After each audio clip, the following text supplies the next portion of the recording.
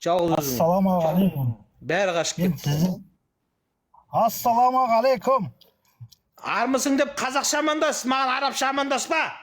Менің қазағым арабша амандаспаған ешқашан. Аға, атыңыз кім болады сіздің? Қазақ болады менің атым. Жақсы, қазақ болаға. Мен айтпақшы болатқаным, мұсылмандар жаман ғой, негізі. Олай ма? Мұсылмандар кәкәй. Жақсы. Жаман болсын мақұл. Жаман деңіз. Енді қараңыз Кәкәй көке. деп тұрмын, кәкәй. Жақсы, кәкәй болса кәкәй да. Мына жердің жаратылысын білесіз бе, білмейсіз бе? Жердің жаратылысы саған не керек? Сен жерді кім жаратқанын білсе не? Қазақ болып атпен аспанға ұшып кетейін деп жүрсің ба?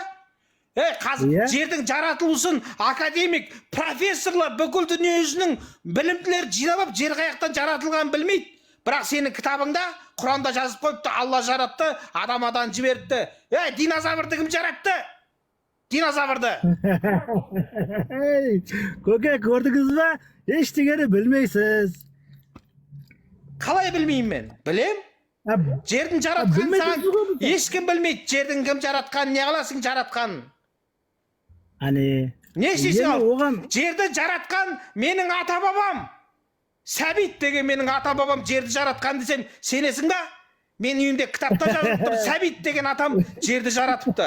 Сенесің ба, сенбейсің ба? Оған ешкім сенбейді ғой. Онда сен Құранға сеніп жүрсің, кеңкелес арабтардың жазып берген. Неге оларға сенеміз, білесіз бе? Не үшін сенесің? Мен айтайын да соны. Айтал. Қараңыз, Құраны кәрім кітап түспестіден алдын, Израильдар, не дейді, еврейлердің мұсылман болған, дұрыс па? Еврейлердің адамы не болған, не дейді, пайғамбар болған, иә?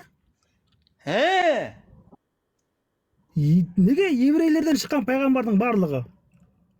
Неге еврей? Сен еврейдің құлысың ба не? Жоқ, факт қой ол. Не үшін еврейлерден түсе береді қайта-қайта? Еврейлер сол кезде айтқан екен, бізден шығады пайғамбардың барлығы деп. Оны кім айтты? Еврейлер айтты ма? Пайғамбардың бәрі бізден шығады деп еврейлер айтты ма? Иә. Сен сонда еврейді тыңдап жүрсің ба не сонда? На қазақты тыңдамайсың сен. Ол кезде қазақтар болмаған. Қалай болмаған жынды? 7-ші ғасырда сенің Мұхаммедің көтін суып, дәрет алып үйреніп жүргенде, 4-ші ғасырда менің ата-бабам алтыннан киім киіп, Атар қаласында баняға барып, күмістен үзеңгі жасап, алтыннан киім киіп жүрген ата-бабам қайда қалды менің? Сақұндарым. Онда неше? Оларды кім жаратты? Барлығының түбі бір ғой, адам атадан таралғанның бәрі. Онда емес пе? Сенің ата-батаңнан, сенің ата-батаң неден жаратылды? Құмнан ба? Сен сондай балшық лайдың тұқымысың ба сонда сен? Пласталинсің ба не сенді? Иә. Не иә? Қаныңда не? Құм айланып тұрма сенің? Құм жесе сонда. Анау Ардақ Назаров айтқан сияқты. Құм же, қазақты құмын же онда. Нағып біздің етті жеп жүрсің жылқыны. Құм жемейсің ба?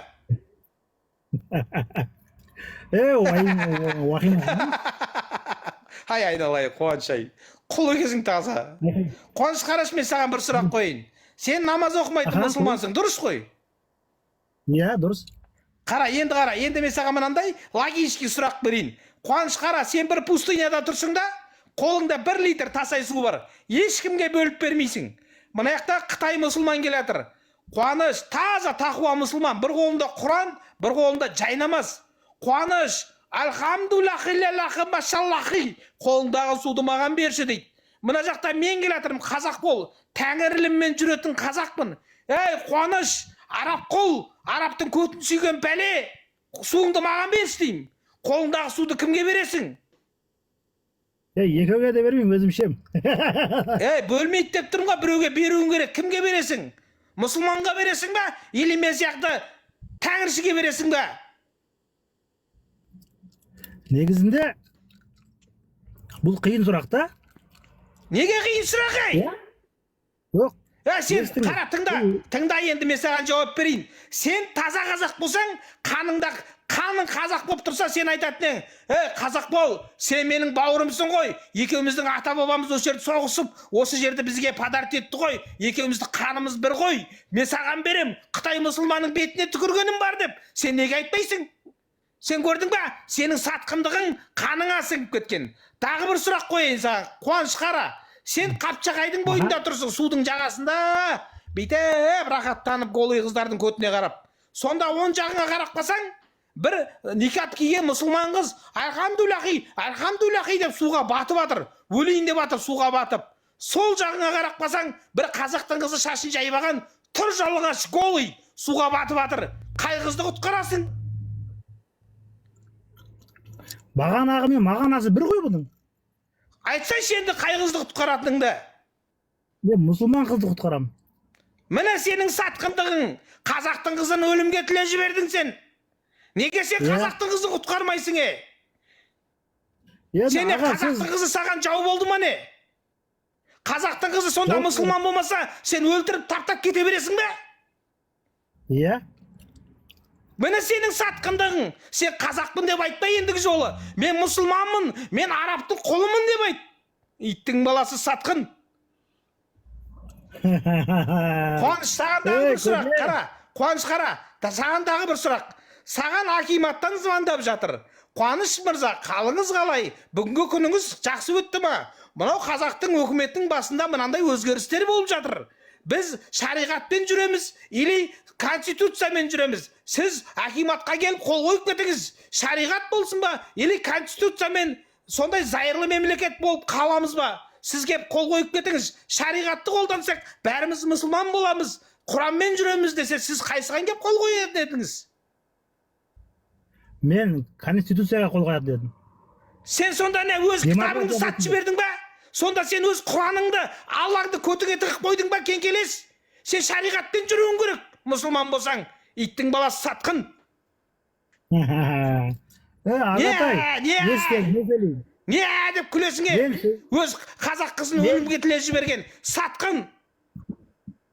Мен сөйлейін, сен есіт. Құры бар, кет, сөйлемейсің.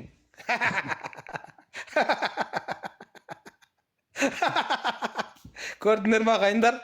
Қазақ ана мұсылманбын дейді. Көрдің ба? Өз қазағын өлімге тіле жіберді. Маған су бермей қойды.